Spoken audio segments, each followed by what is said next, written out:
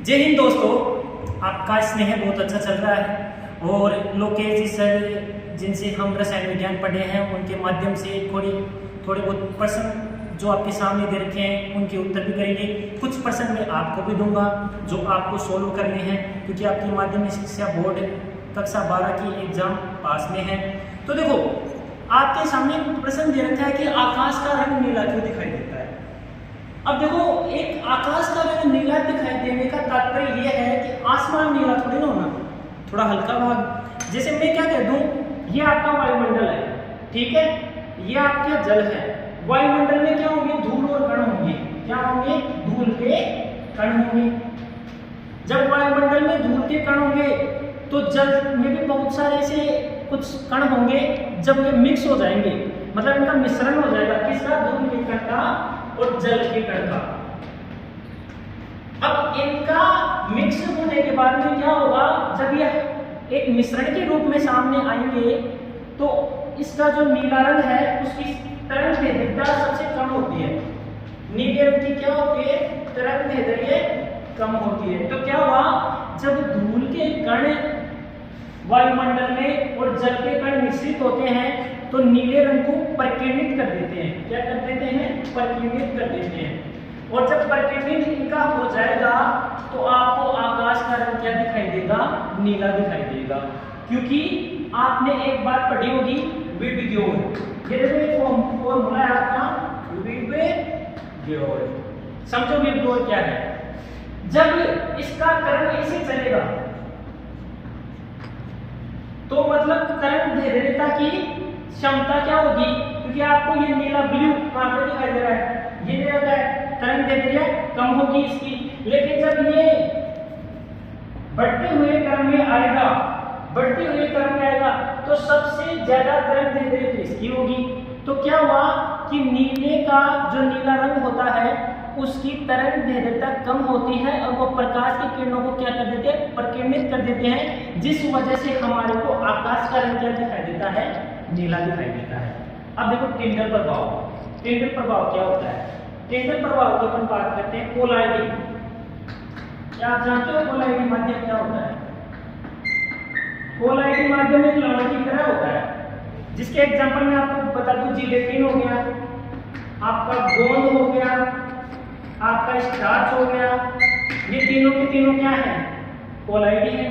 तो जब प्रकाश कौन से माध्यम से गुजरेगा, कोलाइडी माध्यम से गुजरेगा, तो प्रकाश की किरणें भी क्या हो जाएंगी, परिकीर्णित हो जाएंगी, परिकीर्णित। तो जब कोलाइडी माध्यम से आपका प्रकाश गुजरेगा तो उसकी किरणें परिकीर्णित हो जाएगी। उसी प्रभाव को अपन क्या कह देंगे, टिंडल प्रभाव कह देंगे। तो इस तरीके से आपका दूसरा प्रश्न ये सोल्व हो गया। तीसरा आता है, समुद्र में जहां नदियां मिलती हैं, समुद्र में जैसे मान लो आपका ये क्या है, समुद्र है, ठीक है ना, नदियां ये लो, ये नदियां आ गई। अब ये तो समुद्र और ये नदियां, तो जो नदियों का पानी होता है वो लवणयुक्त नहीं होता, उसमें क्या रहते हैं, कोलाइडी विलयन उसमें भी रहता है। तो जब नदी का पानी मतलब नदी का जल समुद्र में मिलता है तो नदी के जो कोलाइडी कण है वो नीचे बैठ जाती हैं। नीचे बैठने का कारण क्या होता है, स्कंदन। क्या होता है, स्कंदन। इस वजह से सबसे ज्यादा डेल्टा बन जाता है नदी का।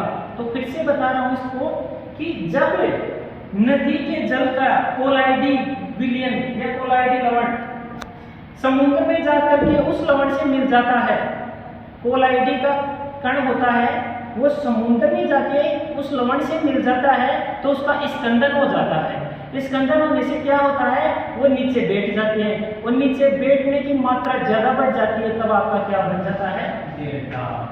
अब चलो आगे प्रोसेस करते हैं। चलो अब एसीटोन का आईयूपीएसी नाम जानते हैं। पहले तो एसीटोन का अपन क्या बनाते हैं, स्ट्रक्चर बनाते हैं। एसीटोन की स्ट्रक्चर क्या बनती है, C double bond O CH3 और CH3। तो आपको पता है कितने कार्बन की श्रृंखला है, 3 कार्बन की, 1 2 3। तो क्या हो जाएगा, प्रोपेन हो जाएगा, ये सीधा का सीधा। तो कितने नंबर पे ये ऑक्सीजन इसका जुड़ा हुआ है, वैलेंस वाले में 2 नंबर पे। तो इसका आईयूपीएसी नाम क्या हो जाएगा एसीटोन का, प्रोपेन 2,1, प्रोपेन 2,1 इसका आईयूपीएसी नाम हो जाएगा इसका एसीटोन का। हिंसबर्ग अभिकर्मक का रासायनिक सूत्र। अब देखो हिंसबर्ग अभिकर्मक का रासायनिक सूत्र अपन क्या करेंगे, पहले तो उसका फॉर्मूला लिखते हैं हिंसबर्ग अभिकर्मक का। हिंसबर्ग अभिकर्मक का जो सूत्र होता है C6H5SO2Cl। ये आपका क्या हो गया, हिंसबर्ग अभिकर्मक का सूत्र C6H5SO2Cl। स्ट्रक्चर भी बनाते हैं इसकी। स्ट्रक्चर कैसे बनती है, जैसे मान लो आपने एक यहां से ऐसे बनाया, ऐसे बनाया, ऐसे बनाया, ऐसे बनाया, ठीक है, ये बन गया। इसके ऐसे कर दो, ठीक है। अब कहां से जोड़ोगे ऊपर C6H5 को यहां से जोड़ दो, ठीक है। S डबल बॉन्ड O और ये साथ में Cl, ये आपका क्या हो गया, हिंसबर्ग अभिकर्मक। अब देखो तीसरा क्वेश्चन आपका दे रखा है अयस्क किसे कहते हैं। देखो कुछ मिनरल्स ऐसे होते हैं, अयस्क दो टाइप के होते हैं। कितने टाइप के होते हैं पहले मैं आपको समझाता हूं। दो टाइप के, एक तो क्या जो मैन्युफैक्चर के काम में है, मतलब कोई धातु से अपन चीज बना सकते हैं कोई भी। एक होता है मिनरल्स जो ऑर्डिनरी ह्यूमैनिटी में काम करते हैं। तो अयस्क उसे कहते हैं कि भूपर्पटी से निकले वो खनिज पदार्थ, भूपर्पटी से निकली हुई वो खनिज पदार्थ जिनकी निर्लिप्तता से बने हुए पदार्थों को क्या कहते हैं, अयस्क कहते हैं। मतलब भूपृथ्वी से हम जितने भी निकालेंगे ना तत्व वगैरह, उनमें से अयस्क का भी निर्माण होगा।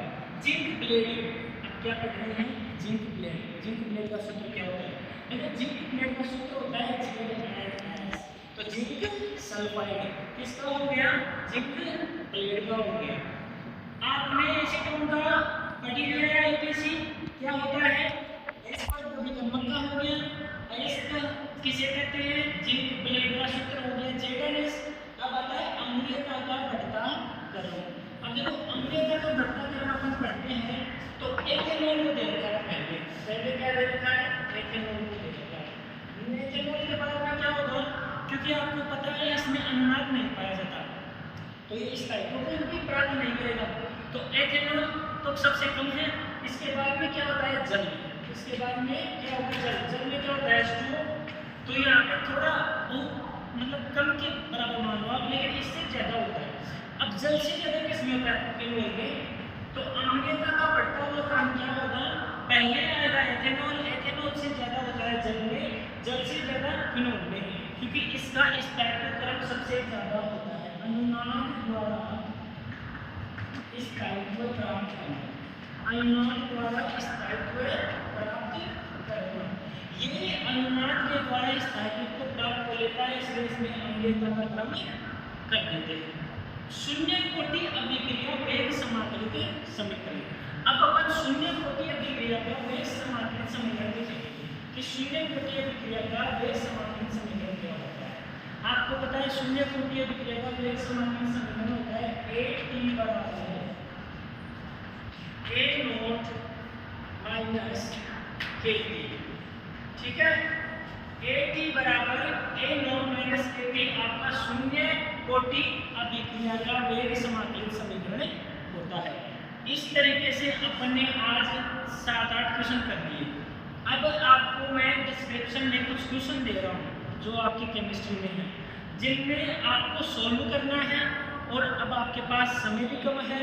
और देखो इसमें एक बात और है, ये जो मैंने सॉल्व किया है ना, ये लोकेश जी सर की ही देन है, क्योंकि मैं रिस्पेक्ट देता हूँ उनको बहुत ज़्यादा, because today here am I reason of Lokesh ji sir.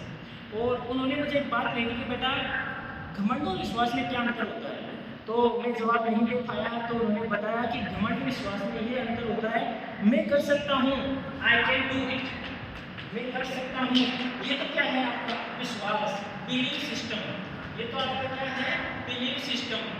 लेकिन मैं ही कर सकता हूँ, वो आपका क्या है, एरोगेंस, घमंड। वो आपका क्या है, एरोगेंस, घमंड। क्यों भाई, क्योंकि आज अपना यूट्यूब चैनल भी है और रनिंग में अच्छा चल रहा है, आपका कारण है, आप इसे प्रेम दे रहे हो। तो जब हमने मेहनत करना शुरू कर दी है, उसी का हमारे को इम्पैक्ट दिखाई दे रहा है। तो आपको तहे दिल से धन्यवाद, और आने वाले बोर्ड एग्जामों के लिए all the best, wish you very all the best, क्योंकि आप अच्छे क्लिक करेंगे, मार्क्स मुझे मिलेंगे। जय हिंद।